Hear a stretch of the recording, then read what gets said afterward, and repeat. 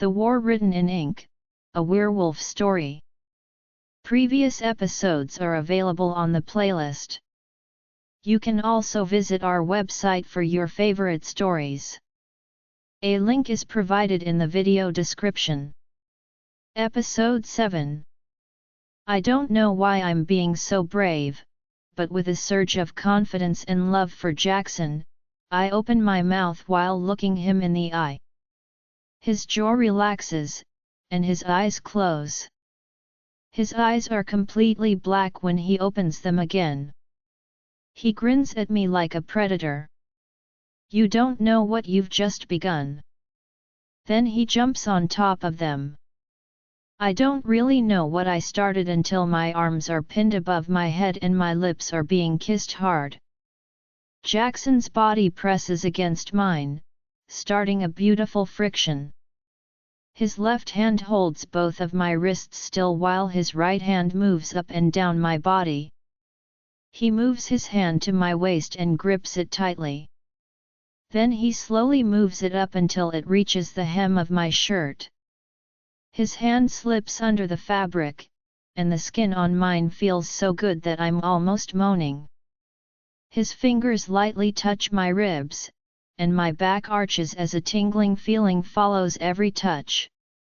He stops kissing me and grabs the bottom of my shirt to ask for permission without saying anything. I shyly nod my head and bend my back so that the shirt comes off easily and my new periwinkle Victoria's Secret is on display. This is the first time I've ever taken my shirt off in front of anyone other than my mom, and it feels really weird. The longer Jackson looks at my body, the more self-conscious I feel. I try to move my wrists away from my head so I can cover myself, but Jackson's grip just gets tighter. Stop looking at me, I say quietly, looking at him with shame. I'm not like the strong she-wolves that Jackson trains all the time. My stomach is a little squishy, and I don't have ABS at all. You'd have to go to the gym to get those. I don't get why Jackson would look at me with hungry steel Jackson eyes. Why would I do that? You're so beautiful, baby. His right hand starts to gently stroke my hips and stomach, making me feel like I'm going to tickle. I want a lot more friction than what he's giving me, but he's taking his time getting to know every curve and dip of my body. But I can't give in to the feeling because I'm too insecure. I'm not, I whisper, and Jackson stops touching me right away. He hovers over me, his face level with mine again as he grits his teeth. What did you just say? He says in a deadpan voice, but I can tell that what I said upset him. Why does he get so angry when he hears the truth? I'm not as pretty as the other werewolf girls in your pack. I don't have ABS or muscles or a flat stomach, and he talks over me before I can say anything else bad about myself. And that makes you more beautiful. His words make my jaw drop. How could he possibly like me and my body more than those girls? I really don't want to compare myself to the girls he's talked to, but it's hard when they all look like models and I don't. Me. Baby, he says in a stern voice. You are the funniest and kindest woman I've ever met. I think you're perfect. I can't stand to hear you talk so badly about yourself. Why are you even comparing yourself to them? I'm in love with you. He lowers his head and kisses me sweetly to make sure I understand what he means. He does make me feel better about myself. He thinks I'm perfect, and I don't know why, but it makes me happy to hear him say it. Okay, he mumbles against my lips and then kisses them again. Yes, I say with a sigh before kissing him back with passion. I pull my hands out of his grip, and when I'm free, I grab the back of his neck and pull him even closer to me. He doesn't complain about what I'm doing, and his lips keep moving with mine. As the kiss gets more passionate, my moan makes him want to do it more. He touches me, and my back arches as he does. I'm not very experienced, but Jackson seems to know just how to get me to react in certain ways. He pinches me, and I groan in frustration. I want more. Jackson's lips move away from mine as he kisses my jawline. He pulls my earlobe into his mouth and then lets it go with a small nip. He whispers, "Want me to make you feel good," and then kisses the area right below my ear. I quickly nod my head up and down, but Jackson doesn't like that answer. He starts sucking on my skin, then lets go and starts again in a different place. "Please," I whimper, wanting him to touch me in a way that will make me feel better. I know how good it can feel from last time, and I really need it again. He listens to my begging.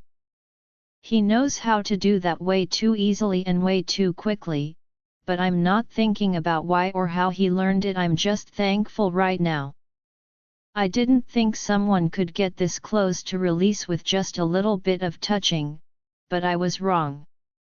My breaths come out in short pants as I pull Jackson's hair tighter and tighter.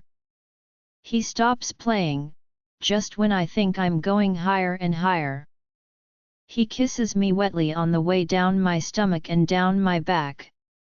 He looks up at me and touches the hem of my jeans. He slowly unbuttons my pants, giving me a chance to stop him if I want to. He moves quickly to get rid of them when I don't try to stop him. I only have my underwear on now, and I'm looking up at him with shy excitement. I feel so open in front of him, but I'm not ashamed. No, I feel good about myself, even beautiful. Jackson's look at me makes me feel alive. With so much love and awe, his eyes follow my body. I just want to see and feel more of him. I reach for the bottom hem of his shirt with some hesitation, and he smirks at me before helping me take it off. A god is hovering over me. He's too perfect, his muscles look like they were cut out of stone. His chest is well defined, his abs are so clear that I can easily count them, and the V that disappears under his pants makes me want to eat. The scary man who is my boyfriend has me stuck in place. It's very likely that I'm drooling right now. I'm pretty sure I'm making a face that I would call embarrassing, and he would call cute because of the smug look on Jackson's face. He whispers, "I can't get enough of you," before kissing my lips. As our lips speed up, his tongue quickly goes into my mouth. It feels so good to have his warm skin against mine. He kisses my chest and stomach, leaving a wet trail down until his mouth is right above the line of my underwear. He looks up at me again to make sure I'm okay with what he's doing. "Love, you can tell me to stop at any time. If you're not comfortable, or just take them off already," I yell, wanting him to touch me. I stop in my tracks when I realize how needy and demanding I sound. Jackson just raises his eyebrows at my little outburst. His eyes have a mischievous glint that shows how he really feels about my outburst. He's amused by how eager I am. He lets me blush and stutter out an apology for about 5 seconds before he rips my panties off. He does it so easily that it feels like I'm tearing a piece of paper. I want to complain about how aggressive he is, but as soon as he starts kissing me again, I forget what I am going to say. He kisses a line down my chest and stomach again, but this time he doesn't have anything to stop him. I push myself up on my elbows and freak out inside when I see where his face is going. My legs instinctively close because, well, his face is really close to my no square. That name fits this situation pretty well because if I had known this was going to happen today, I would have showered right before I saw him. But I went to class, got pulled through a portal into a musty old warehouse, and then took an Uber that may or may not have been cleaned to a hospital full of germs. I don't smell good, and that area shouldn't have anyone's mouth on it. That's it. So when my legs instinctively close and I try to tell him not to do that, I'm shocked when he only pulls my legs apart more and licks up my slit to get some of my excitement from earlier. My hips jerk up in surprise at the new but very good feeling, and I lose my train of thought again. My stomach feels like it's going to explode. I feel like I'm floating to another level of existence, and my mind is swimming as it becomes blurry from ecstasy. He licks up and down my center, gathering my juices, and even though I'm gasping, he keeps going at the same steady pace. He moans into me, which makes me even wetter. I've never felt so dirty, so I really like it. Jackson is making me feel things I've never felt before, both emotionally and physically. He keeps licking and sucking me, and when his lips wrap around the sensitive nerve bundle, I can't help but gasp. His tongue goes in and out of me, and one of his hands reaches up to tease my clit. My back bends off the bed, and I grab Jackson's hair with my hands to try to ground myself. I almost lose it when a finger touches me because it feels so good. His hands and mouth work together to give me the most pleasure possible. My eyes close as his finger pulls me up higher and higher. It gets a little uncomfortable when he puts in a second finger. It still feels great, but the way he slowly stretches me makes me feel a little pain. Sadly, Jackson seems to notice this. He always seems to know how I feel and what I'm thinking. He slows down his hand movements and leans over me with a worried look on his face. A dark strand of hair is partially blocking his view of me. Do you want me to stop? He is very nice to me. He understands me very well. I know he wants to have X, but he would stop in a heartbeat if I asked him to.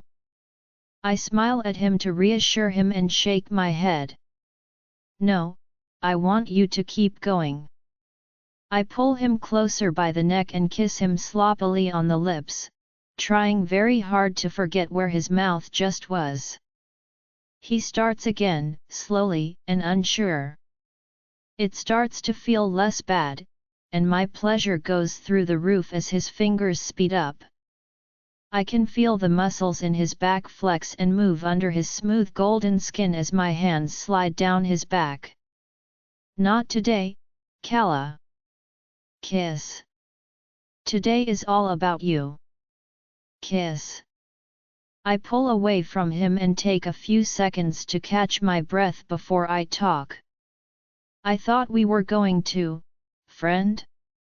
Is that what werewolves call it? Isn't that what he wanted? I thought all guys wanted that, since he's a guy. I think I've made him wait too long, and now he's going to get angry that we haven't moved faster in our relationship. I am his one true love. And I really want to sleep with him. I love him, and even though I don't know anything about him, I want to do everything with him. Jackson. I love you. I look up at him with my usual innocent eyes, and he tightens his jaw to keep from saying anything. He closes his eyes and lets out a deep breath through his nose before answering. Baby, you can't talk to me like that. I want to.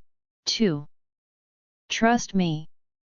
His dirty words only make me more excited. I'm out of my mind with happiness.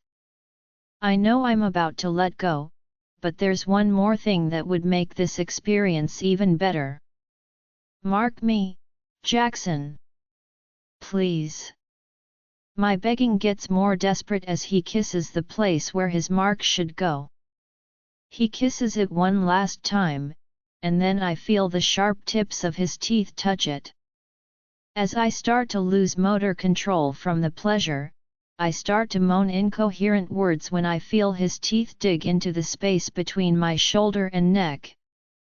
The intense I feel makes the sharp pain in my neck almost go away. My body is so sensitive to touch that it hurts, and my vision gets blurry as I make sounds that I didn't even know I could make. Jackson keeps his teeth in my neck for a few more seconds before taking them out and licking the sore skin to make it feel better. I'm so tired. I can barely remember the words he whispers in my ear before I fall asleep in his arms. Sleep, baby. You are my life, my love, and my heart.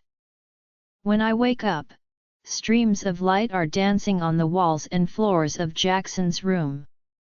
As I wake up, I can feel Jackson's arm draped over my side and his hand resting on my stomach. I don't want to get up because I'm so warm under the thick blankets. Jackson's back also keeps me warm, and the way he moves his hand lightly over my stomach almost makes me fall asleep again. I close my eyes and enjoy the warmth, which is more than just physical warmth, it's also emotional warmth. Right now, my heart feels like it can't get any fuller. Jackson marked me last night, and even though I was scared, he made it special and as painless as possible. I don't feel any pain in my neck at all, so it must be werewolf magic or something. Jackson's hand starts to rub my stomach lightly and then with a little more force. Then he keeps stroking me lower until he's very close to my lower region. I keep my eyes closed and try to stay still so I can see what Jackson does when he thinks I'm asleep. Does he always touch me like this? He gets very close to touching me there, but he never does. I squeeze my eyes shut and try not to make any embarrassing sounds that would let him know I'm awake. His hand just rubs my lower stomach.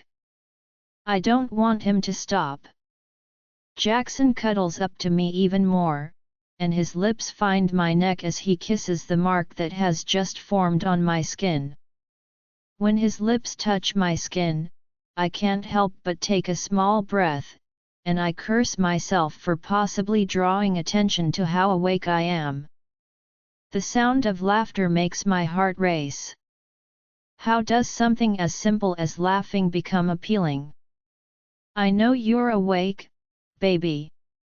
I could hear your breathing change and your heart rate rise as I touched you more.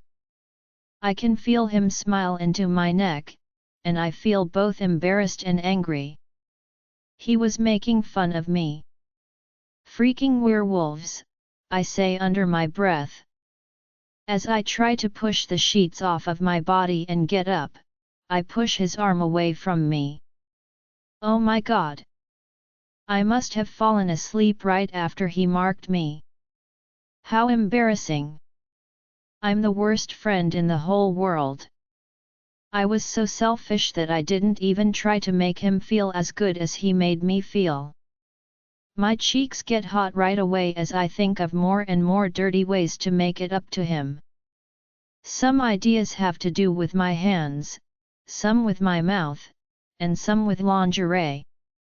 I probably won't actually do any of them because I'm too shy, but just thinking about them makes my insides twist and my body tingle. Jackson grunts as he hugs me, and my front is now pressed against his.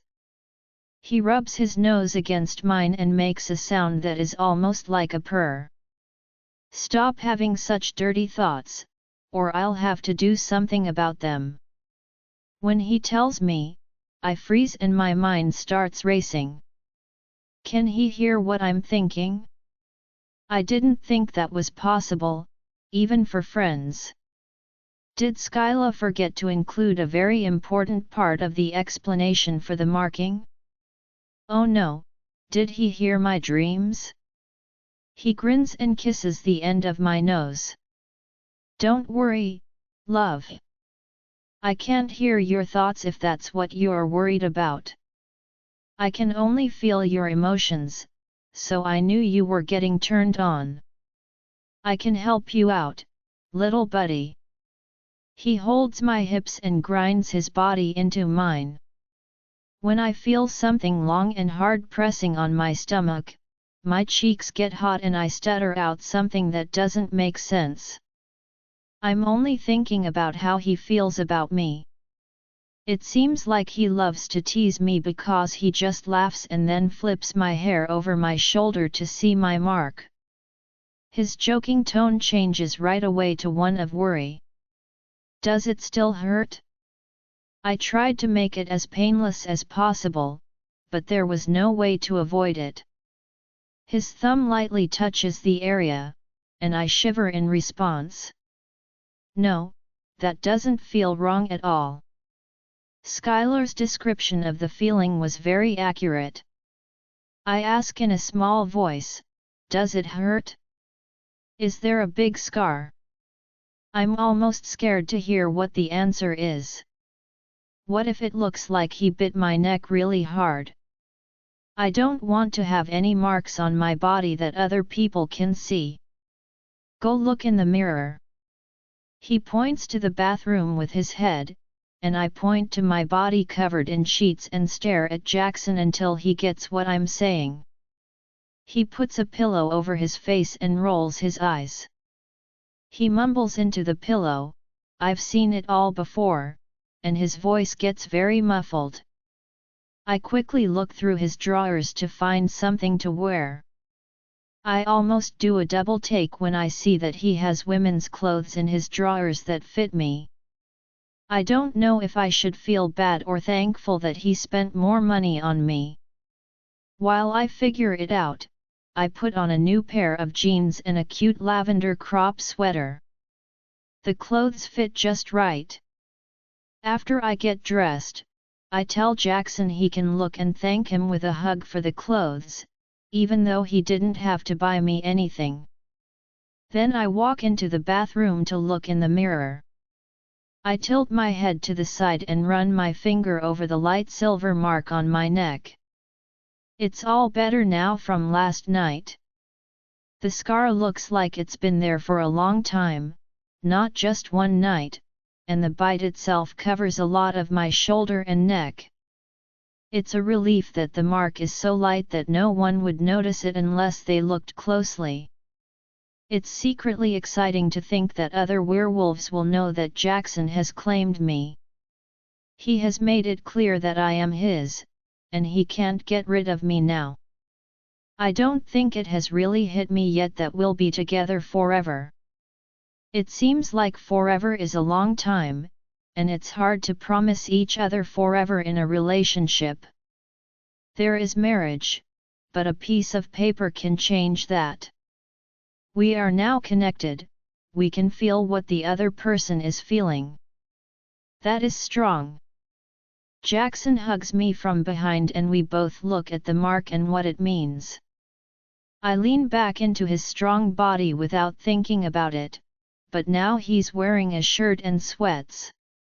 He is at least a foot taller than me, and my head only reaches his chest.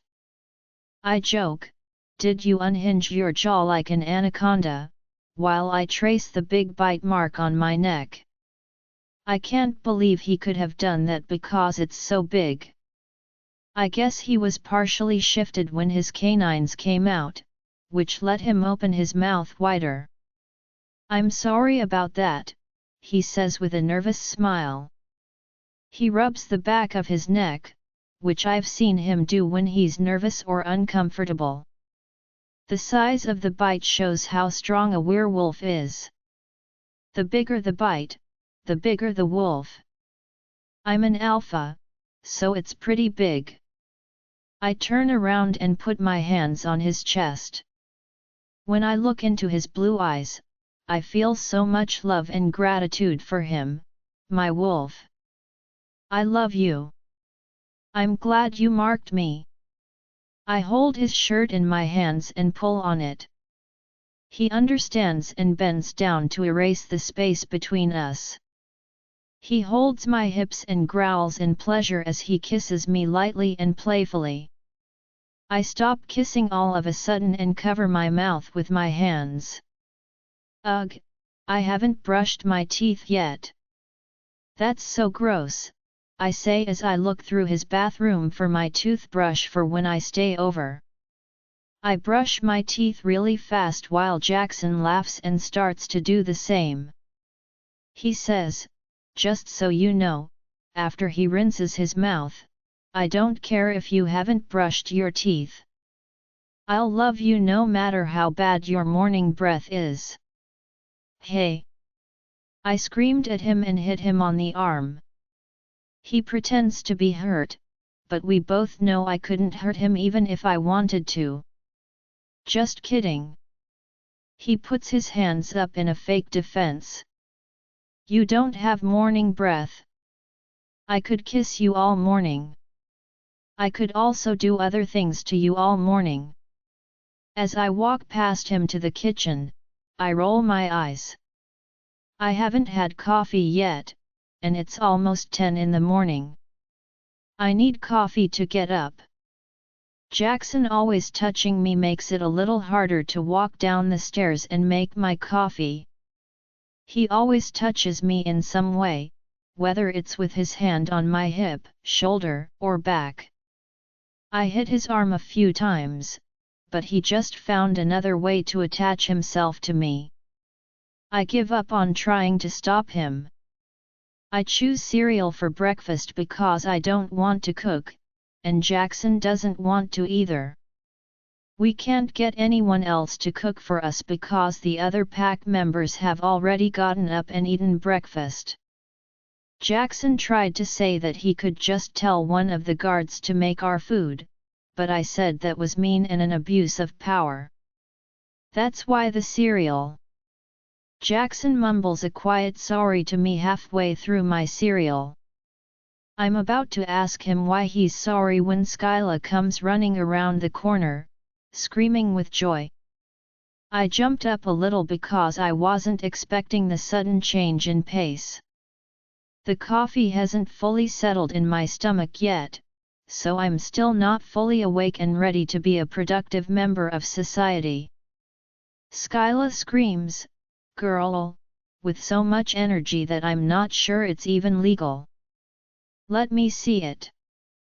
He half yanks my neck into his line of sight, leaving me leaning uncomfortably over the counter on the tall stool. Jackson quickly slaps Skylar's hand away and picks me up, putting me in his lap and holding me there with his strong arms. "Mine," he growls, and his eyes turn black right after another wolf touches me. Skyla backs up right away with his arms in the air to show that he has given up. "Hey, tell your wolf side to calm down. I'm gay. Not interested, buddy. No offense, Kala. You're hot. Skylar's nervous rambling only makes Jackson angrier. I don't think the hot comment made him feel safe. Being able to feel someone else's feelings is so strange. It's like there's a part of my brain that can tell which feelings are his and which are mine, but they all still feel a little mixed up. I'm getting a little upset because Jackson is really angry, and even though I know that what Skyla did was fine, I'm still feeling worked up.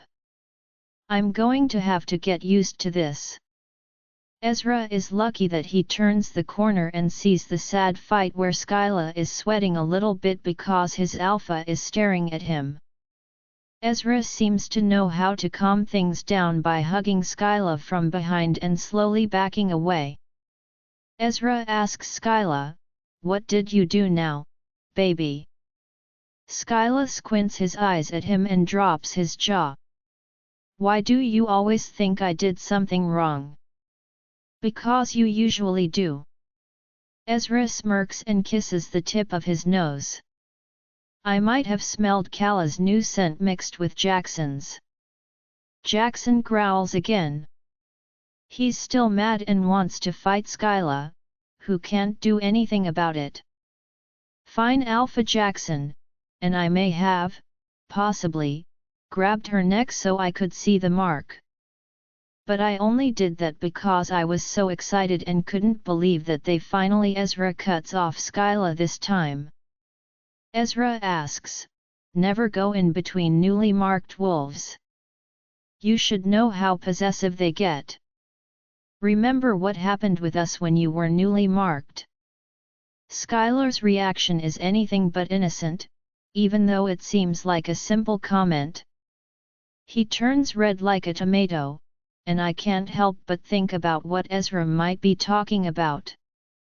Skyla pulls his navy blue beanie down over his face and mumbles something that I can't hear. I don't want to know what they're talking about, so I snuggle up to Jackson and run my fingers through his dark hair. It's really soft, and the way he rumbles and his body heat make me feel so good that I almost fall asleep again. While I finish my breakfast, Jackson keeps giving me soft kisses. He ate 5 bowls of cereal while I was still working on my second. Skyla sighs loudly and gestures for me to get up when I'm done. Oh my goddess, you are the slowest eater ever. Skyla says, waggling his eyebrows. Please go check on your pet Warlock because he has been whining all night. Since the Alpha was a little busy last night, that responsibility fell on me and Ezra. As soon as I jump off of Jackson's lap, my heart drops because he can't hold me still. I am the worst friend ever. I never checked in on Felix to see if he was in the pack hospital. I drove home with Jackson while pack members who don't care about Felix's well-being moved him. Then I fought with Jackson, which turned into us saying we loved each other, and then he marked me. A lot has happened in the last 12 hours, but that doesn't change the fact that I feel really bad for not thinking of him. Jackson must know that my thoughts are racing because he puts a hand on my lower back and rubs it gently. He gives Skyla a death glare. Thanks for that reminder, Skyla. 0 for 2 this morning. Jackson grunts more than speaks, and then he looks at me. Calm down, baby. He's fine. I'll take you to him right now, but I have some rules. I make fists with my hands and look at his face, which is kind but firm. What kinds of rules could he have? I grind out, what are your rules? I'm a little annoyed that my boyfriend thinks he can tell me who I can and can't see. It's easy. You can only see him if I or a designated wolf is with you. You can't see him alone, and you can't touch him. I let him on our pack lands, which could have put our people in danger, all because you trust him. I don't think it's too much to ask for you to follow these simple rules. Jackson seems proud of himself, as if he wrote a good, convincing speech. He crosses his big, strong arms over his chest and smirks at me like he's the best boyfriend in the world. I bet he feels nice for letting me see him. But it's not his job to let me do anything. This is so dumb, but I know I won't be able to see Felix unless I agree to his terms or at least act like I do. So I go along with it and nod my head. Jackson smiles at how easy it is for me to give in and takes my hand to walk me to Felix. For now, I'll do what he says. But as soon as I can, I'm going to talk to Felix alone to find out what's really going on in his coven. I think there's more to this than meets the eye. When I get to the infirmary in the pack house, I'm out of breath from running up the stairs and walking quickly there. Thing 1 and Thing 2 are standing guard outside the room. They are the same guards I had assigned to keep me safe yesterday. They really did a good job. I still got taken by a warlock, but it turned out well for me because it was Felix. But they're not very good at their jobs. When they see me and their alpha coming into the room, they stand up a little straighter and face forward, like they're guarding Buckingham Palace. I roll my eyes and try to open the door, but Graham stops me by putting his hand out. I cross my arms and glare at him. "Let me pass." Graham looks at Jackson, who is right next to me, to get his approval before letting me in. I can't believe my boyfriend has to say yes before I can see my sick friend. I should be the Luna of this pack, and even though I don't know what that means yet, I should be treated better than this. I need to talk to Jackson about this, but not right now. As soon as I walk into the room, I know it's the same one I woke up in after the vampire attack. The same room where I finally figured out the big werewolf supernatural puzzle. How things have changed. Felix is lying in bed with an 4 drip and slowly flipping through the channels on the TV across from him. When he sees me, the boring news sounds turn into background noise. He sits up a little straighter and smiles at me, then waves me over. Jackson is following me as I walk in his direction. When I see purple handprints on Felix's neck, I frown. It's another reminder of what happened yesterday. Once again, I feel guilty just thinking about what my friend did because of me and how I forgot to check on Felix sooner. The strong feelings make my eyes fill with tears. Jackson can tell how I feel because of the recent marking.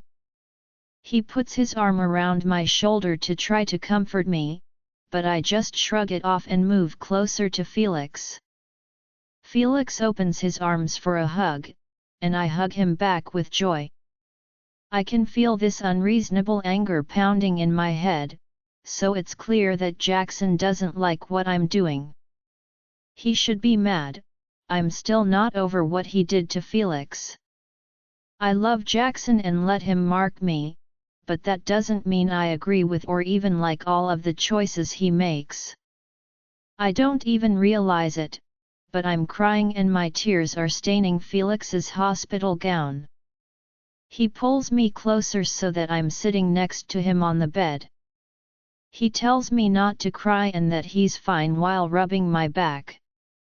I step back from him and look at his neck.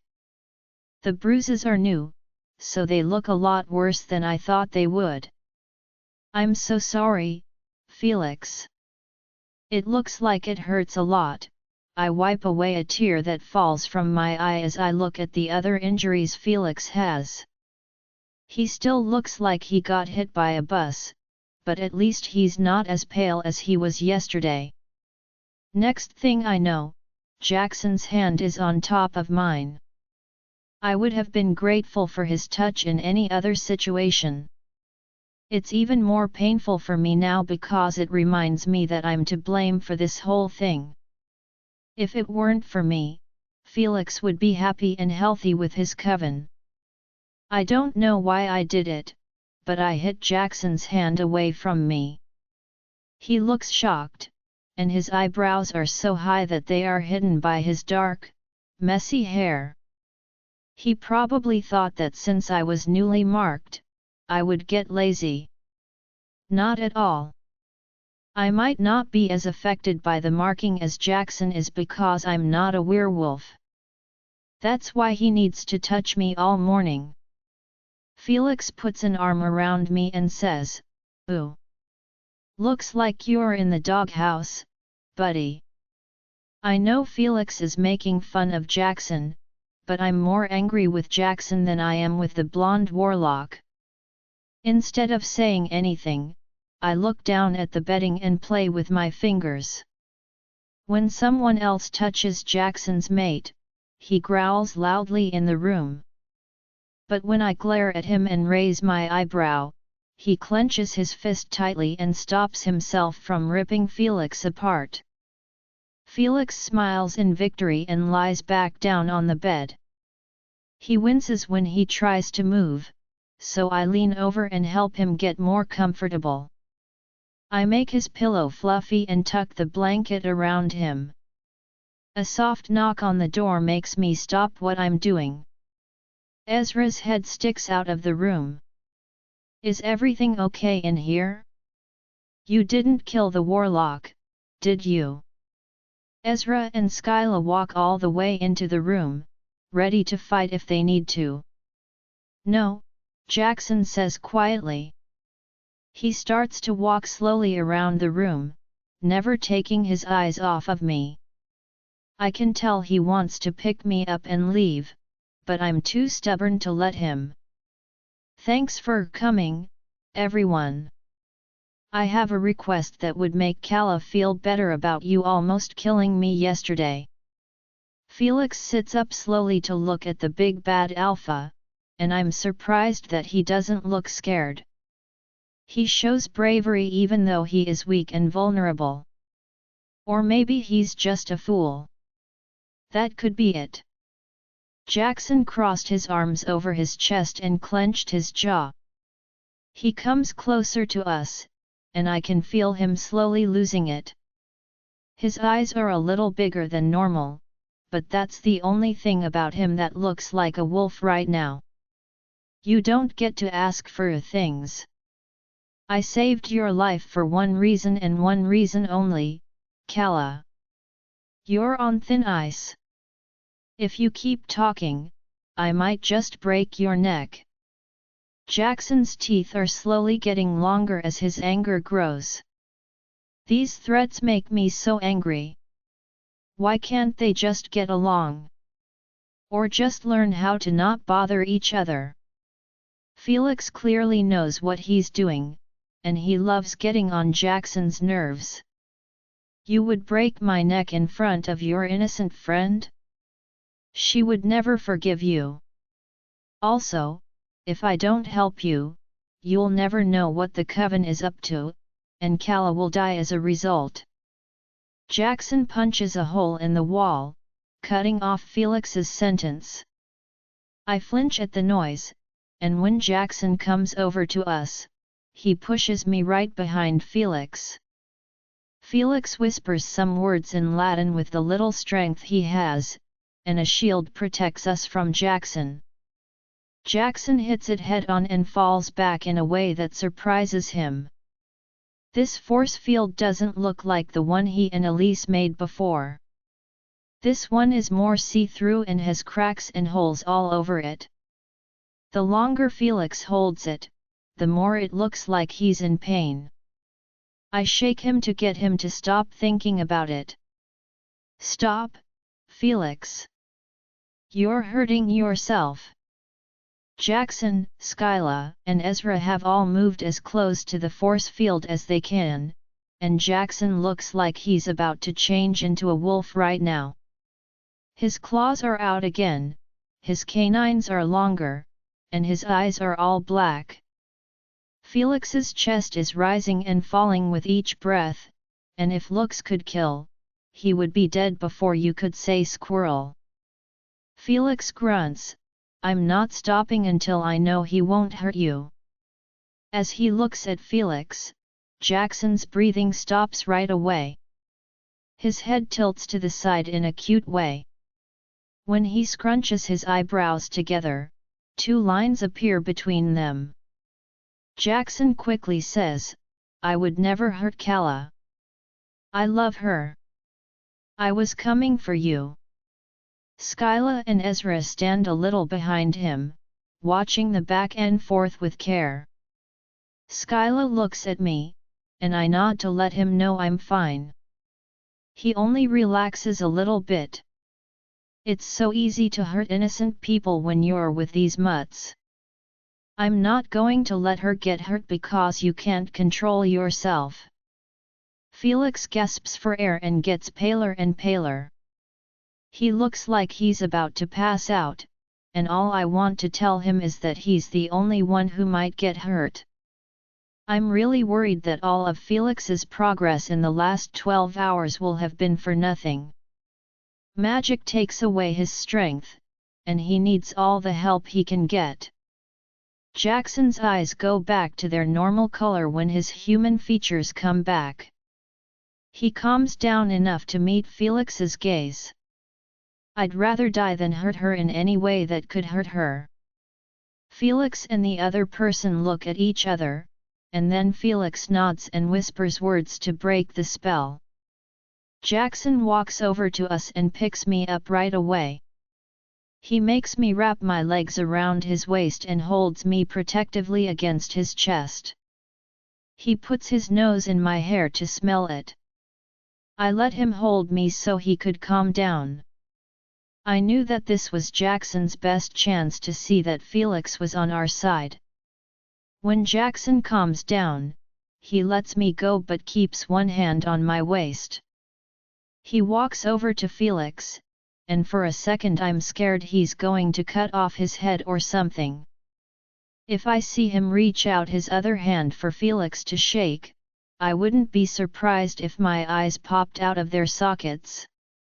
They're giving each other a handshake. The two kinds of animals that don't get along. I appreciate your effort to protect Kala, even though the idea that I could hurt my own mate is ridiculous. Felix nods and then leans back against the hospital bed to get back some of the energy he just lost. Do you believe me now? I want to save Kala just as much as you do. My coven isn't full of nice people, and we're not taught to care about others. I don't know why I want to protect her, but I won't let my coven kill her.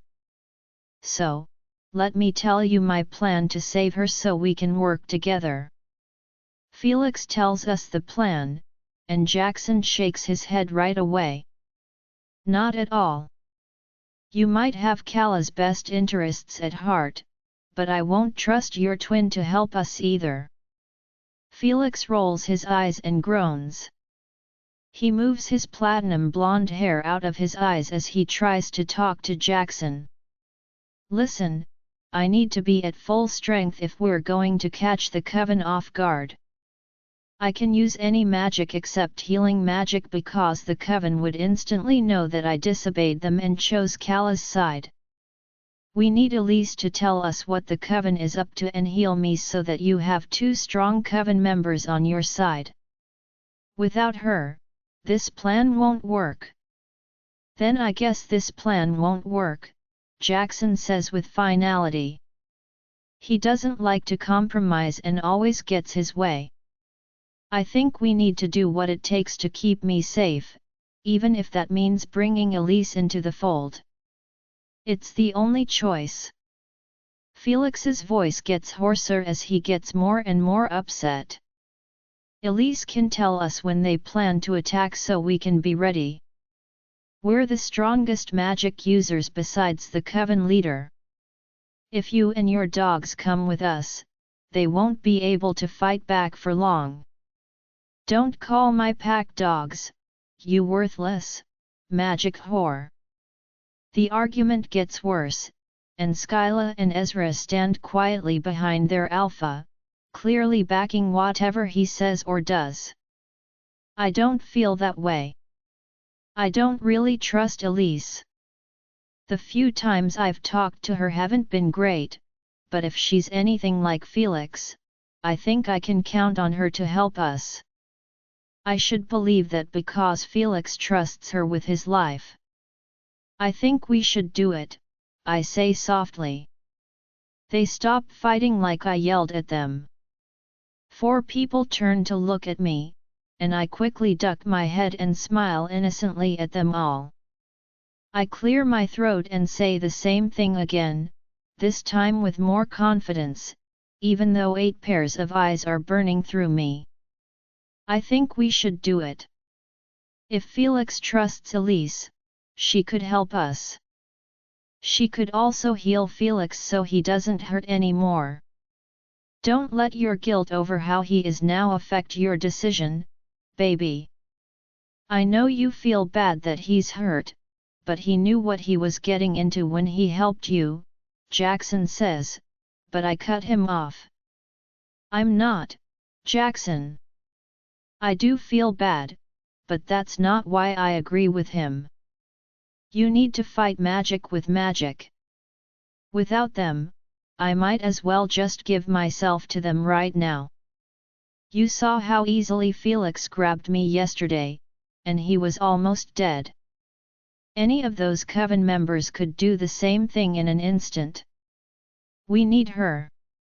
Jackson seems to be swayed by my reasoning and upset that someone might take me away from him. He puts his chin on top of my head and wraps his arms around me from behind. He takes a slow breath through his nose, gathers his thoughts, and then looks at Ezra. What do you think? I really value your opinion. Ezra stares at Felix, paying close attention to how he moves. He rubs his face with his hand after he finds what he is looking for. Look, I think witches and warlocks are dishonest, selfish beings who only care about themselves. But for some crazy reason, I believe he really cares about her. I think it's worth the risk. Skyla agrees with his friend in one of his more serious moods. It's always weird to see Skyla in a professional way instead of the jokester way I always see him. There must be a lot more to him than I first thought. Jackson walks up to Felix with a sigh. Okay. I'll let your sister legally enter my pack land. But, and I mean this, if either of you does anything to betray us, I will give you a death so painful that you'll wish you were never born. Ezra loves causing pain even more than I do, so don't test us. Okay. Jackson raises an eyebrow at Felix as he reaches his hand out to shake, but Felix's gaze is locked on Ezra, who has a murderous glint in his eyes and an evil smirk that rivals the Joker's. Felix swallows hard and shakes Jackson's hand quickly. Of course, the talk had to end with a threat. I'm very happy that we now have a plan that works. I know Jackson would never let anyone hurt me, but I always had this nagging feeling that the coven could get to me. I don't know how much more supernatural pain I can take after the vampire attack and the nightmare spell. Maybe I can get out of this mess alive and unharmed if my friend and my partner work together. Perhaps. After a lot of talking between Jackson, Ezra, Williams, and some of the head pack warriors, everyone has agreed to let another member of the coven onto pack lands. I wasn't there for the meeting, but the warriors' sour faces when they left made it clear that they weren't happy with how things were going. But they have to do what their alpha says, so they act like they're okay with the order. I get where they're coming from. Every time they've talked to a coven member, it hasn't been pleasant. But they don't know Felix like I do. They don't know about all the times he has tried to keep me safe since he made that one choice to hurt me for the coven. I trust Elise because Felix does. I hope we can get to know each other better in the next few weeks before the coven comes for me. I still don't know when the magic users will try to kill me, which isn't a good feeling. The unknown creeps into my mind and haunts me with every breath I take. I am scared for my own life, but what really bothers me is the thought of people I care about putting their lives in danger for me. Skyla, Ezra, Williams, and Charlotte are all coming to protect me with Jackson. I care a lot about all of them, and just thinking about them getting hurt while protecting me makes me sick. Being the only human among supernaturals is very annoying. My boyfriend turns into a wolf. A warlock is my friend. I'll always be the weak link. I'm just glad that Felix and Elise have said they will help me.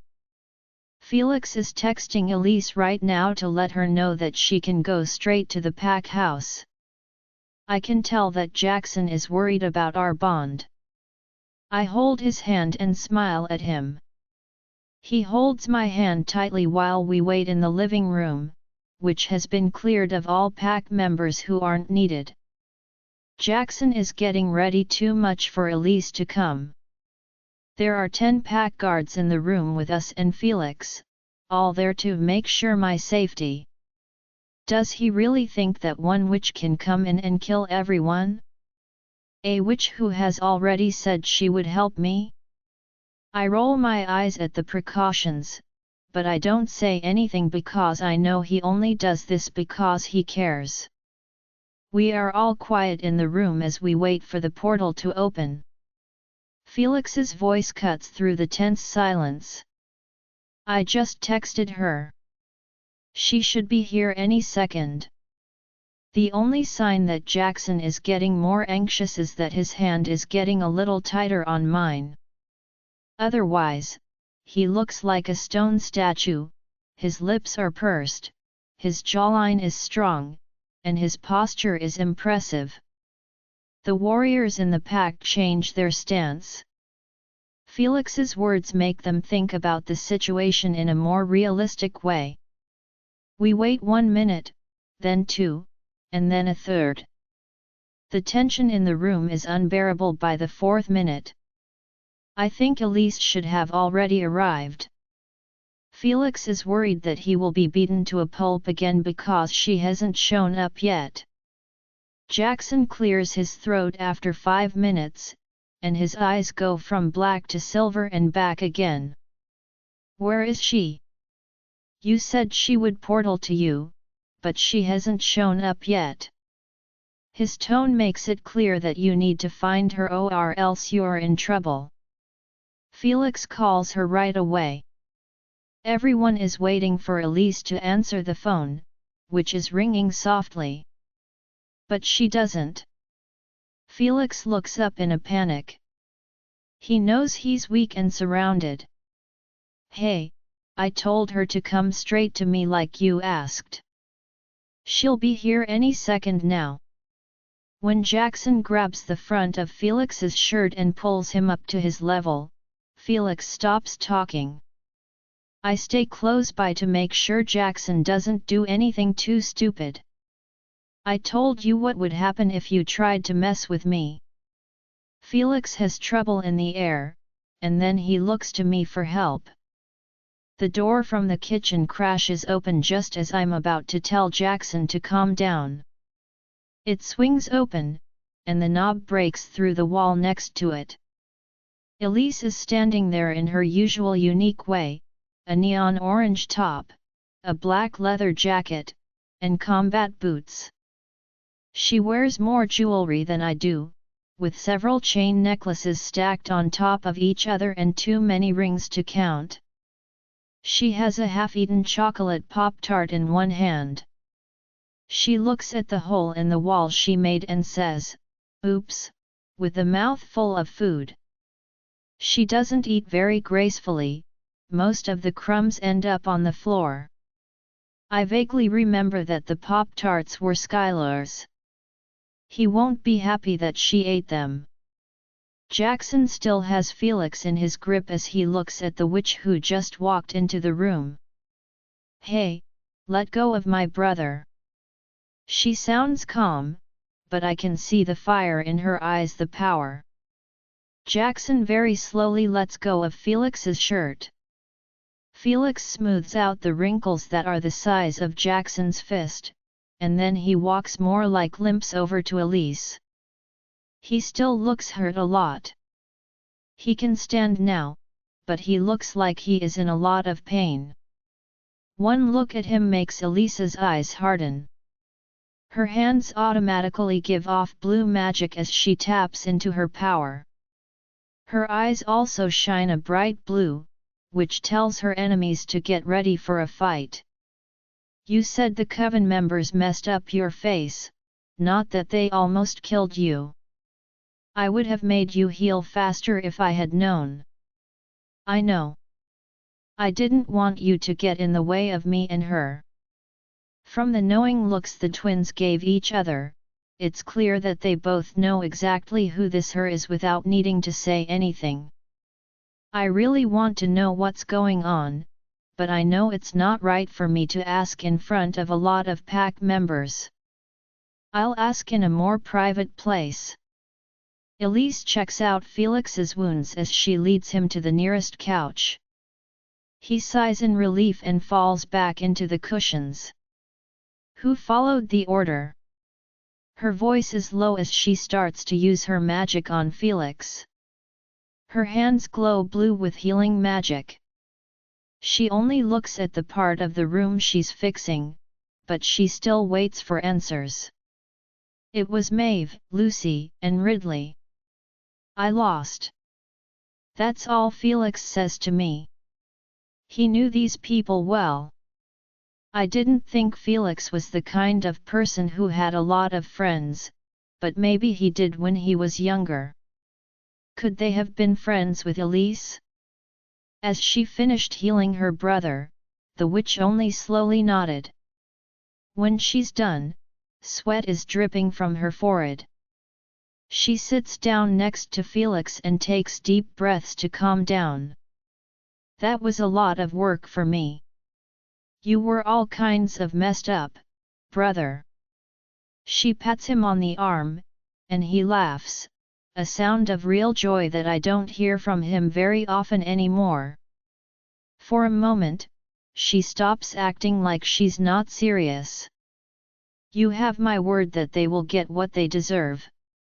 Felix nods, gets up, and takes Elise with her. They come up to Jackson and me. Elise looks me up and down, paying close attention to me. The way she looks at me doesn't make me think of an enemy, it makes me think of an unwanted advance. I forgot how hot you were. But we did have fun at that club, right? She has the same smirk that Felix always gives me, but it feels 5 times worse when she does it. Maybe it's because she makes it so clear that she's flirting with me, while I know that Felix is just joking. The three of us, grinding on each other among all of those sweaty bodies. That dress. She licks her lips, and I hear and feel Jackson's growl in the air. He squeezes my waist harder and glares at the witch who doesn't know what's going on. That was fun. Well, before we staged the vampire attack. Then Jackson gets to work. 4 pack members stand right in front of me to protect me while Jackson, Ezra, and a few other wolves I don't know the names of move toward the 2 magic users. 3 wolves go after each member of the coven, pushing them against the wall. Jackson, stop! I groan as I try to get around the walls of muscle that are in my way and fail. I can see Felix and Elise being held down by 3 wolves each through the arms of 2 guards. Even though they have magic, they can't fight off all of them without dying. Elise doesn't enjoy being scared, instead, she lets out a loud cackle. I knew you'd react that way. She and Felix share a smug smile, but he just shakes his head. That's why this partnership will never work. Jackson stands still for a moment, then slowly tells the guards to let Felix and Elise go. Both of them push the guards away because they are angry at how they are being treated. Even though I didn't get into a fight, my heart is still racing. I push guards out of the way and stand next to Jackson, who looks at me with disapproval because I'm too close to the twins. Nujis are hard. Listen, Elise says, crossing her arms and shifting her weight to one leg. Thanks for letting me fix my brother on your pack lands. But I didn't come here to get thrown around every time I say something bad about your girlfriend. That's not how I make friends. My brother has grown a conscience, but I haven't. Felix turns to Elise in a panic because he is shocked by what she said. I don't think he thought his sister would say no to helping me. Elise is my only hope of getting through all of this, and if she doesn't tell us what she knows, it will be like signing my death sentence. I breathe a little more heavily now as I try to think of a way to save myself. Jackson is already angry. He looks like he's going to blow up at any moment. He knows that he might have to make Elise cooperate if she doesn't want to, and I don't like that. We need to find a way to get her to see that helping us is in her best interest. Please, Elise, Felix begs. You said you'd help if no, Felix. Did you see how they all turned on us? Like that, she snaps her fingers angrily. She shakes her head and stares him in the eyes. It will always be us against them. Really? I say as I step forward. She looks at me in shock that I'm talking. Well, I'm not the same quiet girl she met a month ago. I know about the supernatural world, and I'm not afraid to say what I think when I know I'm right. Jackson tries to stop me, but I just push his hands away and walk right up to Elise. I don't let the fact that she's 5 or 6 inches taller than me scare me or stop me. Your coven almost killed Felix, if I remember correctly. I took him to the hospital before he died of an infection because he didn't know how to take care of his injuries. This pack took him in and gave him fluids, and you were God knows where while your brother needed you. All my anger for the situation comes pouring out. I am angry at their terrible coven for abusing its members, at Elise for not having a heart, and at Jackson for being so strict with Felix. All of my feelings are coming out of my soul. It's not a matter of us versus them. The lines have already been drawn, Elise. Right now, it's a matter of what is right versus what is wrong. I know you and your coven don't have any morals. I know you say you don't have a conscience, but you do have a heart and a brain. Don't let your coven hurt innocent people.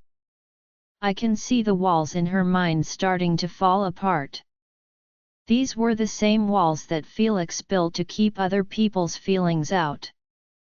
It's possible for them to try to convince themselves that they don't care about how others feel, but I know it's not true. It's in our nature to care. I can see the first signs of that care. I know she can feel it, and so will Felix. Why did they make you hurt me? I whisper. I let a tear fall without saying anything. I don't try to ignore or wipe away the deep sadness I feel. I let the emotionless witch feel my pain.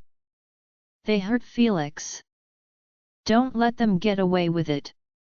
Please help me. There is silence after my short speech. No one moves. No one talks. We all just listen and hope that Elise will change her mind and help me. She's the only one who can help me. When she looks me in the eyes, something in her breaks. She nods stiffly, her jaw clenched. She pushes Felix away as soon as he hugs her. Wow, when did you become so huggy? She tries to hide her smile, but it's clear that she's happy for the affection. Jackson smiles and hugs me tightly. He smells me. Even after I turn back around to Elise, his fingers are still playing with the ends of my hair. Thank you, Jackson says, his voice full of emotion. She points a finger with a ring on it at Jackson's face, and in any other situation, I can see her losing that finger for the gesture. But he's so relieved that he doesn't seem to care. I'll help you, but you can't come at us like that again.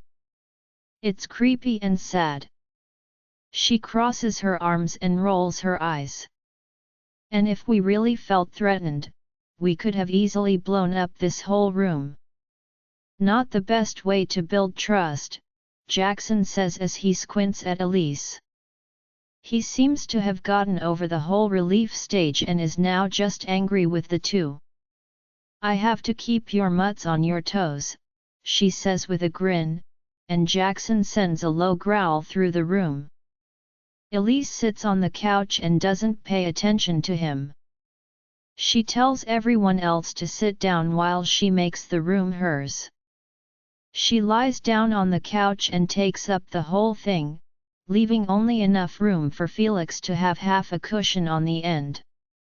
I sit on the couch across from hers with Jackson on one side and Williams on the other. Jackson sends most of the pack guards away, but he keeps his Beta, Gamma, and 3 other pack guards he trusts. Thank goodness it's not Thing 1. Okay, here's what I know. The plan was to wait until Kala was alone and most vulnerable. Anyone could take her at any time of day, but they want to do it when they know they have time before anyone from the pack tells you. A stiff nod is the only sign that Jackson is thinking about what he just heard. His pupils are a little bigger than normal, but he's staying calm even though Elise is talking about how I'm going to be kidnapped. Kala has a shift at cafe on Thursday night. The plan was to grab her as soon as she went to the back storage room to put her things in her locker. This way, any pack guard would have to wait about 10 minutes before they think to check on her. Just thinking about this makes my breath stop. The Coven planned to kidnap me and probably kill me 4 days from now, on Sunday. They also know when I work and what I do for a living. They've really put a lot of thought into this. Just thinking about the awful things that could happen makes me panic. The vampire did something that scared me. Felix's spell was terrible. What else could they do? Jackson's hand rubs my back in a way that makes me feel better. He whispers sweet things to me while leaning in so that his mouth is only a few inches from my ear. Ezra keeps asking for more information about the plan, but I'm not even paying attention to what he's saying. Fear is the only thing my mind can think about. This is true. The Coven's threat is real, not just a fantasy. It's not just Jackson being too careful or an idea that Felix came up with because he was suspicious. It's really happening. Jackson keeps comforting me, and eventually I calm down enough to lean against him and close my eyes. I trust the supernaturals in the room who are still talking about strategy. I put my life in their hands. That's all I can do now. Things are very tense around the pack house. Jackson and I got into a fight about going to school on Monday. Of course, he wanted to keep me safe and sheltered in the pack house before the Coven members planned to attack. Of course, I wanted to keep living my normal life and keep up appearances by going to school. It is very important to me to get an education. I still want to be a social worker and work in psychology to help kids who are having a hard time at home in the long run. This threat doesn't change any of that. Of course, I won the argument. I think Jackson knew that I had to go to school like normal to trick the Coven members into thinking we didn't know about their plan to kidnap us. He probably agreed to it because he knows I have goals for my future and he always wants me to be happy. There were twice as many guards following me to class. I love my psychology class, but the midterm coming up isn't even on my mind. Instead, my mind goes from Kohlberg's theory of moral development, which is ironic, I know, to the chaos of my life. After class, I take Skyla and the guards to the cafe with me. I had to text Jackson for permission, but he thankfully allowed me to go. I really don't like the idea that I have to ask him before I do something, but I get where he's coming from. He knows more about the risks of the supernatural world than I do, so I'll let him take charge until this threat is gone. When Tuesday comes, I get nervous about the plan. There are only 2 days left until the plan goes into effect. I won't be going when my 6 o'clock shift starts. Elise will wear a brown wig, which she rolled her eyes at because it's not her color, and she'll come in for my shift. There will already be 2 pack guards inside Steamy Bean Cafe at that time. Elise will use a spell to stop anyone who tries to take me. Then we can ask them more questions and, if all goes well, keep the coven from coming after me. I don't want anyone to get hurt for no reason, but I think the coven will need to be forced to see that the pack is too strong to attack. I know that Jackson will do anything to keep me safe. He won't leave anything to chance, and it worries me how far he's willing to go to keep me safe. As I write down answers to my calculus homework in my notebook, it's a dull Tuesday afternoon in the pack house. We've been learning about limits, and to be honest, all of these hard equations are pushing me to my limit. It's not too hard, but it's boring work that I don't feel like doing right now. There are 4 other high school students and me sitting at the kitchen table. I can see Ezra through the window from the table. He's teaching other werewolves how to fight. I wish I could see Jackson, but I know he's busy visiting other places today. He took his Gamma Williams and some of the best warriors from the pack with him to get support for our pack, the Blackthorn Pack. Yesterday, I learned that this pack did have a name. It's a little embarrassing that I called myself the Luna of a pack without even knowing what it was called. I guess I should have thought about that, but all of this werewolf stuff is new to me. What do you want me to know?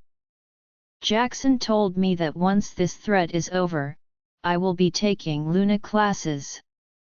A few older people will teach me everything I need to know about being the Luna of a pack, such as how to deal with territory disputes, make money deals, and follow pack traditions. Just thinking about all the information I needed to learn made my head feel like it was going to explode. I'd do anything for Jackson and this pack, so of course I'll take the time to learn it all. It's just a lot to take in. I still have to worry about my family, my job, and my college classes. That's why I've reached my limit. This threat is really getting to me, and I don't know how much longer I can pretend that I'm handling these things in a healthy way. I have to let Jackson know that I'm freaking out a little bit because we can feel each other's feelings. He must know how close I am to blowing up, even though I try to hide it with smiles and nods. That's why I don't think twice about agreeing when Skyla interrupts my homework time to play a prank on Jackson while he's gone. This is just what I need to take my mind off of these crazy times. Skyla smiles and drags me up the stairs and into his room. I've been planning this prank for a while, and I need you to help me pull it off. I sit down on his big, comfy bed while he looks through his drawers and gets out his holy binder, which is what he calls his prank book. He turns the pages until he finds one near the back that he likes. I can't help but smile when he points to a picture and the words he wrote underneath it. The picture is from the internet, but the idea is great. The picture looks like a bedroom, but every inch of the walls, ceilings, and floors is covered in a person's face, probably the person being pranked. How? How would we even do this? I ask Skyla, who just slams the binder shut and puts it back in the bottom of his drawer. Easy. I already printed the pictures. 1 second. He goes into his big walk-in closet and comes out with 2 big stacks of papers. He gives me one, and I almost drop the stack because it's so heavy. I have more, hold on. He goes back into the closet to get more, and that's when I finally see the pictures for the first time. I can't stop laughing. There are hundreds of papers, and each one has a big picture of Jackson shoving a piece of cake in his mouth. Not just a bite, but a whole piece of cake. Only with his hands. The claims that it is a fraud academic Skyla comes back with more pictures and a twinkle in his eye. I think this prank would be funny, but I'm not sure if I can put my friend through this kind of pain. Skyla, I don't know if I can do this. I drop the stack, and it makes a thud as it hits the wood floors. Don't you dare back out now. Listen to the plan, this will be so funny. You're the only one who can get into Jackson's office. I've wanted to mess with his office for a while, but it's always locked. All we have to do is go in there and tape all of these pictures to the walls and then lock up like we were never there. His reaction will be priceless. The more he talks about the plan, the bigger my smile gets. I feel bad about the mess we'll make, but I need this to help me relax. Very badly. Jackson might get really angry, but I'll always remember how he acted. My head is nodding before my brain has a chance to catch up with what's going on. Yes. Okay, I think we'll have to go up to the 3rd floor twice. Do you have the keys? I shake my head and say that they are still in my backpack downstairs. After I get them, I go back up the stairs and walk back to Skylar's room. I can't help but feel guilty and excited at the same time, and I can't stop the evil grin on my face. That's the face Felix and Elise see when they magically show up in front of me. Okay, so they didn't magically show up, they didn't come through a portal or anything. But they seemed to come out of nowhere in the hallway, which made me bump into Felix's chest. I trip back, and my smile fades as I raise my eyebrows in shock. I awkwardly laugh and look down at the ground. I'm sorry, I didn't see you. I'm not looking at Elise because I'm playing with the keys. I get along with Felix, but his sister is a different story. At first, we got along at the club and the cafe, but now that I know her friendship was just a way to hurt me, I'm not sure where we stand. Felix has made up for it, but she hasn't.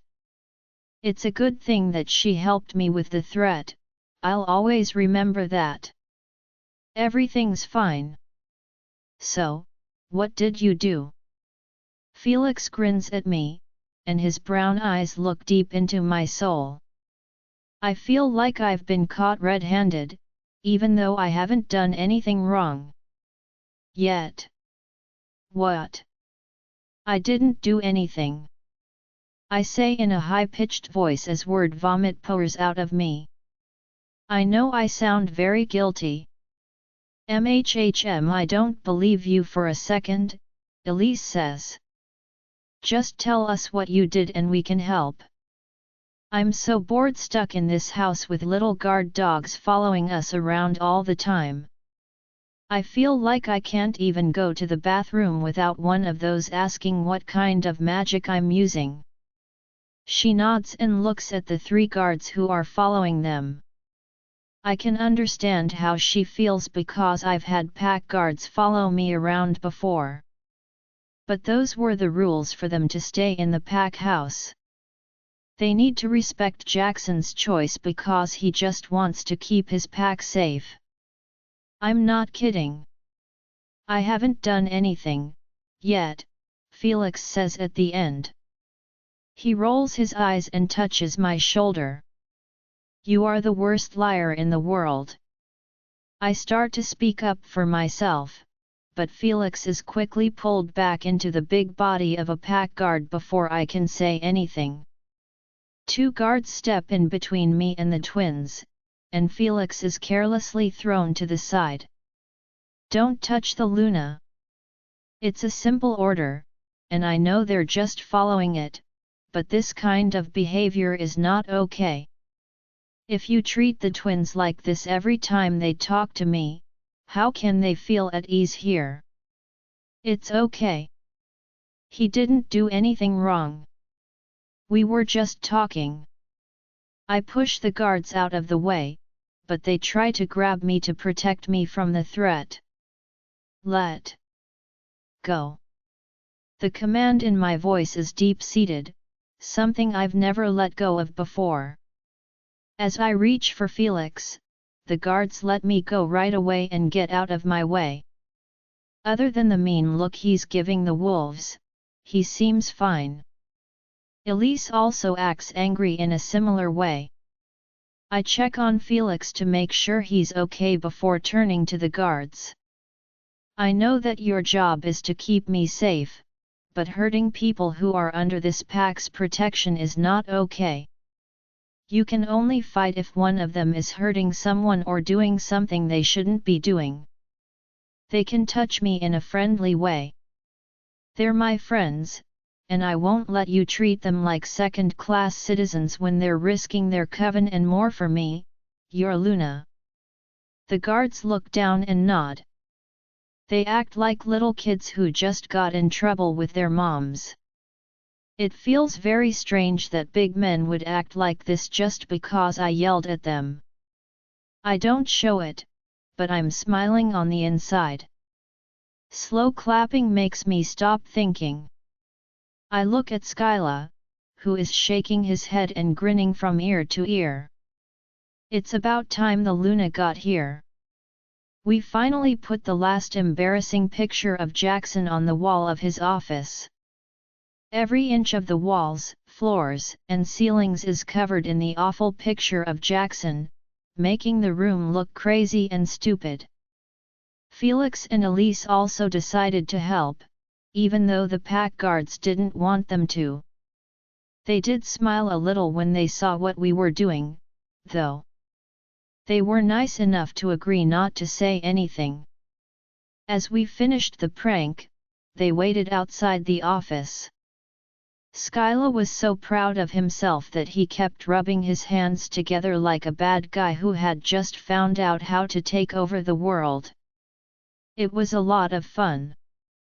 We used way too much tape, and we had to have a pack guard get 5 more rolls of tape so we could finish before Jackson got home.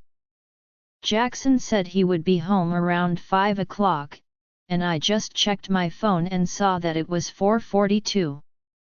Jackson would drive me home after dinner with the pack, but he wouldn't want to. We've been doing this for a while now.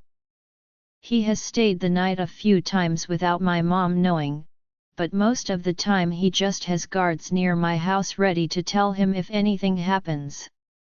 I think it makes him feel better that he's not with me. It makes me feel good to know how much Jackson cares about me. How deeply I care about him. I can't even put it into words.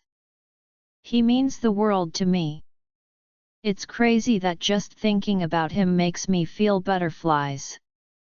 Skyla says, "Oh." His eyes get bigger as he turns around quickly. I turn around and see that Ezra is standing outside the office with his arms crossed, which is why he's freaking out.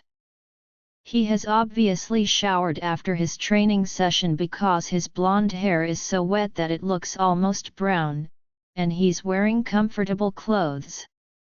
He still looks pretty scary, especially when he looks at Skyla. I told you not to touch his office. Skyla, what am I going to do with you? He mumbles as he walks into the office and stands over Skyla. Then he looks at me, and I can feel my heart racing in fear. I know Ezra would never hurt me, but the way he's looking at me makes me think of the way he looks at someone before he rips their heart out. I'm pretty sure he's done that before. Why did you let him do this to you? He wasn't given a key to the office for a reason. I mumble, sorry. Come on. This is so funny. You can't say you're not amused, Elise says with a laugh. Ezra's lip curves up a little, but he doesn't say anything. Felix smirks and says, he deserves it. This plan is making him anxious. He needs to relax. Ezra starts to defend his alpha when a low growl fills the room. He got home early. Jackson quickly looks around the room, taking in the mess that used to be his office. Hundreds of times, the horrible picture of him shoving a whole piece of cake into his mouth is shown. I thought I would see what happened after he got mad, but now that I've seen him find out about the prank, I'm starting to wish I hadn't done it. I still think it's hilarious, don't get me wrong, but now that we were caught red-handed. Skyla. Jackson runs over to him and looks like he wants to fight him. Ezra is lucky enough to step in front of him and put a hand on his chest. Calm down. It's just a prank. He's lucky I don't keep any important papers lying around and everything is encrypted on my computer. Jackson's shoulders and back are tense with rage. I slowly, ever so slowly, begin to back up. My hope is that Jackson is so wrapped up in screaming at Skyla that he doesn't notice me sneaking away. Then, he'll have calmed down enough to talk to me. Jackson's booming voice fills the office before I even take 2 steps. Don't take another step. His voice is calm, but his body language says otherwise. His dilated eyes stare into mine, and I feel almost hypnotized. The way he's standing, with his shoulders back and towering over most people in the room, and his deep voice make him look hot. I know I shouldn't be thinking that right now, but it's all I can think about. Skyla says, this wasn't all my fault. He points a finger in the direction of me and the twins. They helped me hang up all the pictures, and Kala gave me the key. I push Skyla back as hard as I can, and my jaw drops. He hardly moves because he is so strong as a werewolf. He gets it, though. Traitor. I try to push him again, but Jackson holds my arms and pulls me so that my back is against his chest. This position is not helping me stay focused at all. Do you really think I believe this was Kala's idea? She might have helped, but this is your fault. So you will clean it all up. Jackson shoves Skyla so that he's on his knees. Skyla starts to slowly pull the papers off the floor while mumbling to himself. And you? Jackson turns to the twins and points at them. You two are going to have to clean this up too. Felix and Elise look at each other and talk to each other in a way that only twins can. After that, their faces light up. No goodbye. They both vanish in a flash of blue light. They totally left me and Skyla to take care of ourselves. Jackson growls and bunches his hands into fists. He looks back at Skyla, who is still on the floor. He rubs his face and squints at him. You can't eat until all of this is put away. Ezra.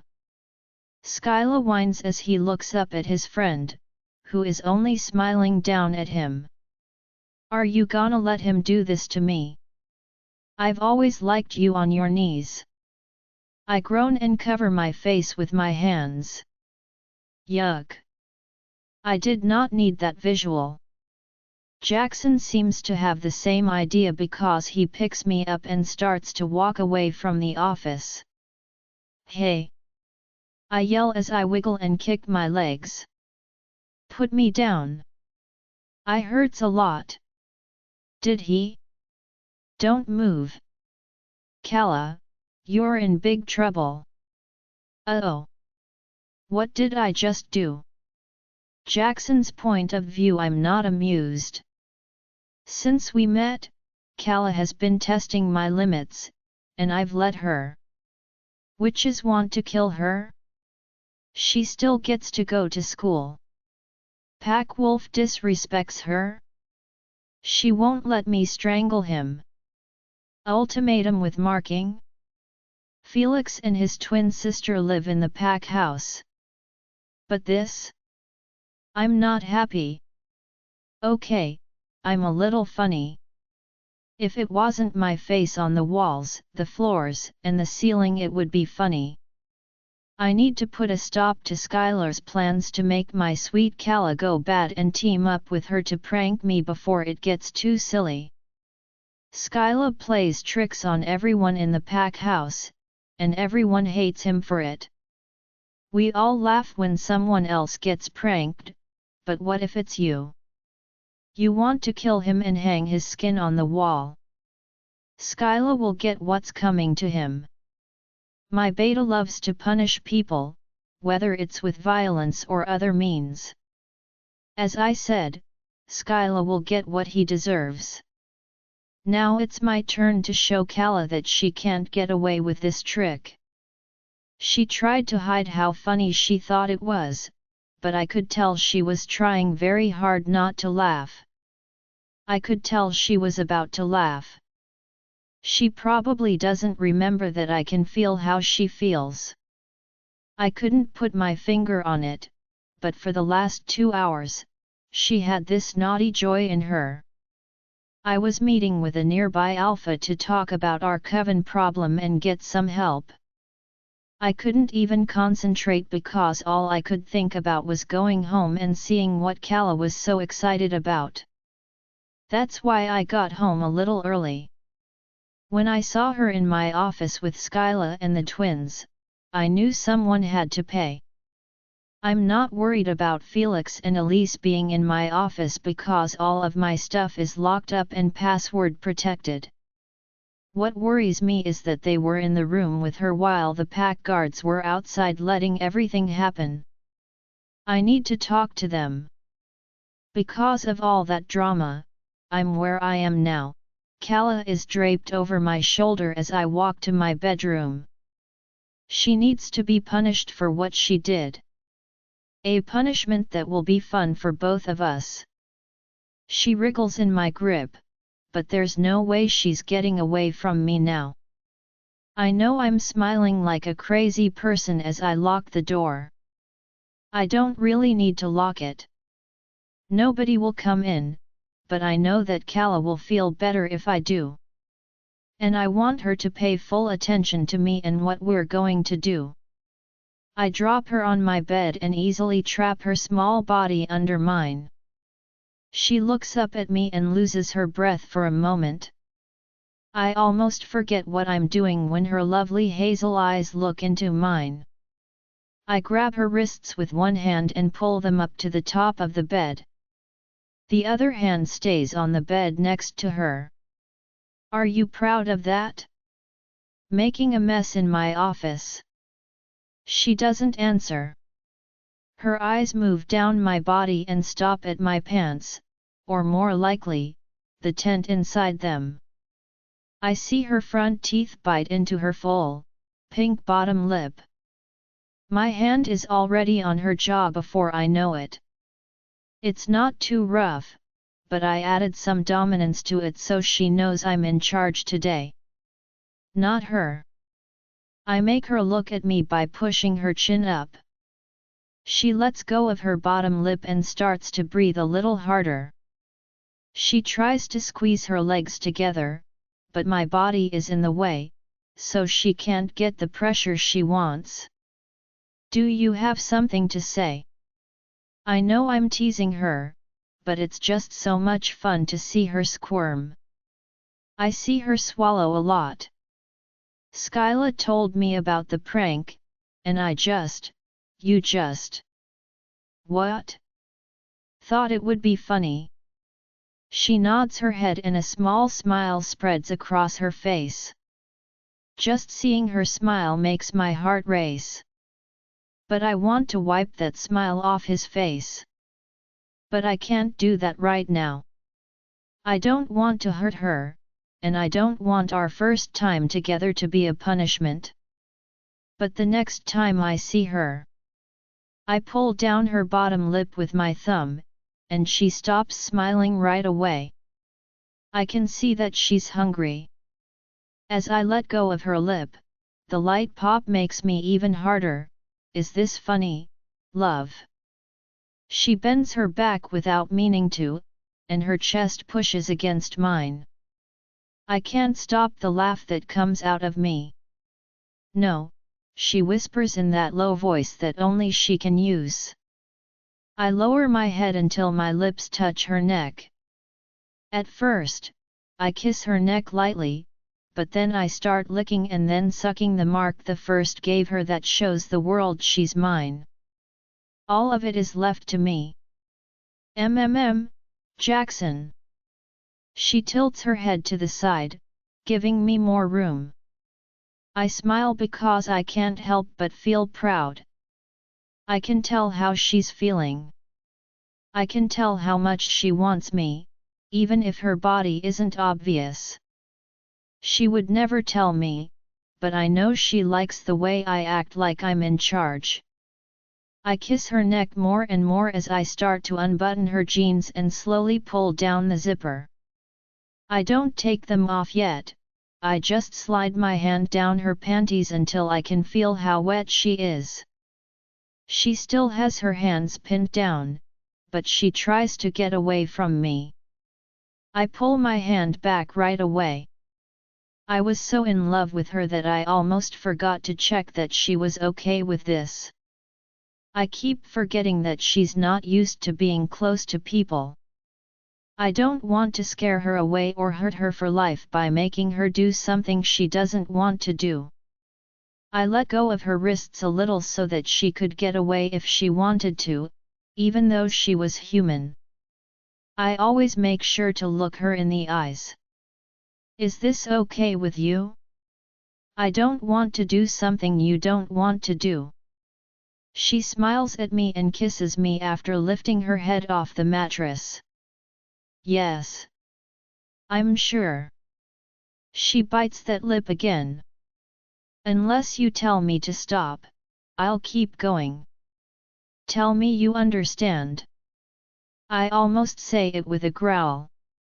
I know my eyes are getting darker just thinking about what I'm going to make her do without taking her virginity. I like to think I'm a pretty creative person. I get it, she says with a whine, and that's all the permission I need to keep going with what I was doing. My hand goes under her panties again, and I can feel her desire making my fingers wet right away. I tighten my grip on her wrists again. She can squirm all she wants, but she won't be able to move her hands until I say so. I want to start the punishment right now. I can tell when I'm hitting a really sensitive spot by the sounds she makes. I listen for her little gasps or moans and keep hitting those spots. In just a minute or two, she's almost putty in my hands. That's when I take my hand away. What the no? She looks at me with desperateness. I know I'm a son of a bitch.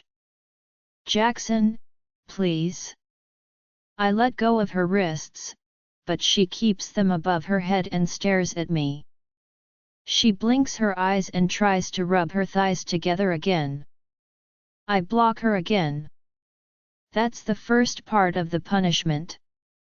You can't come until I do. I see her eyes get bigger. Up until now, all of our activity has been about her.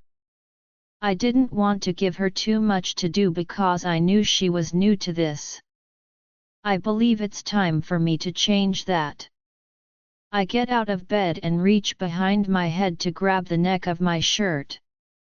I pull it over my head, which shows off my strong abs and chest. Kala practically drools when she sees me, and my wolf side purrs because she's so attracted to me. I reach for my sweats and drop them to the floor without any trouble. Kala's heated blush is very clear as she can't help but look at the tent in my boxers. Are you going to be a good girl and give me a blowjob? She licks her lips without thinking about it, and I can't help but growl. She hasn't even touched me yet. She sits up in bed and nods her head. I stand in front of her and watch as she slowly walks toward me, almost hesitantly. My dominant and gentle sides fight with each other. I hug her and pull her close. As I hold her close and whisper in her ear, my nose always goes into her neck. I know this is all new to you. We don't have to if you don't want to. I smile down at her as she looks up at me and bites her lip. I guess I'll have to find another way to punish you. She breathes in deeply through her nose and then lets it out quickly. I can almost see the wheels turning in her head, and I know she's worried, probably because she thinks she won't be able to make me happy, which is stupid. This girl couldn't do anything wrong even if she wanted to. I can tell when she makes up her mind because she puts her hands on my chest, stands on her tiptoes, and kisses my cheek lightly. I want to. She looks back down at the ground, but I can easily get her to look at me with a finger under her chin. Are you sure? I try not to show how excited I am, but when she whispers, yes, I can't help but kiss her like crazy. It's not that she's doing something for me, it's that she trusts me enough to do these things with her. I love that she doesn't know much, and I'm so lucky that I'm meant to be with the most beautiful, sassy, and innocent person. Not so innocent in a few minutes, I hope. When we pull apart, her lips are red and swollen from me sucking and biting them. When she goes down on me, they're going to get a lot bigger. I smile to myself. I hold her shoulders gently but firmly and help her get down on her knees. I jumps with excitement. I hope I can hold out longer than 2 seconds. I take off my boxers without breaking eye contact with my beautiful partner. Her eyes move to look at me right away. I know exactly what she's thinking, and yes, I'm very big. That's one of the reasons I wanted to wait until she was ready for me. I put my hand under her chin to make her look at me. Listen to me, I say in a voice that sounds husky on purpose. Just tap my arm if you want to stop. I should be able to tell through our bond, but I want to make sure you know we can stop if you're not comfortable. Kala nods and does something I never thought she would do on her own. She wraps her small hand around me. I can't help but groan. Her hazel eyes sparkle with mischief, and the corners of her lips turn up.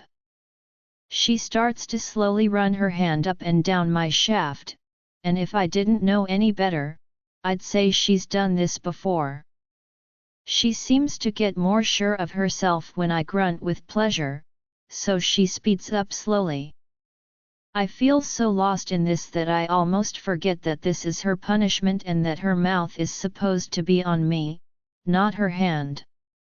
This woman makes me so weak that I forget I'm an alpha. She looks a little sad and has a small frown on her face, but that's okay. Kala's point of view. I wake up to the feeling of fingers brushing stray hairs from my face. I'm really comfortable and I don't want to get up, so I snuggle further into the silk pillow beneath me. When those same fingers from before start to rub my lower back, I sigh in complete comfort. This is the best thing ever. It seems like just a few minutes later when a low, rumbling voice whispers in my ear. "Sweetheart, you need to get up now." I groan and pull the blanket over my head. Jackson laughs and rubs my arms up and down over the comforter. He knows I'm not going to wake up anytime soon, so he decides to join me in bed. I can't see him, but I can feel how close he is. His warmth wraps around me. "Come on, Kala. It's 7 o'clock, and I promised your mom that I would get you home at a good time tonight." "Shoot. He did say he would. She told me on the phone earlier today that she wanted to watch a lot of movies with me because she had a lot of free time this week. My life has gotten a lot crazier since Mom stopped working so much.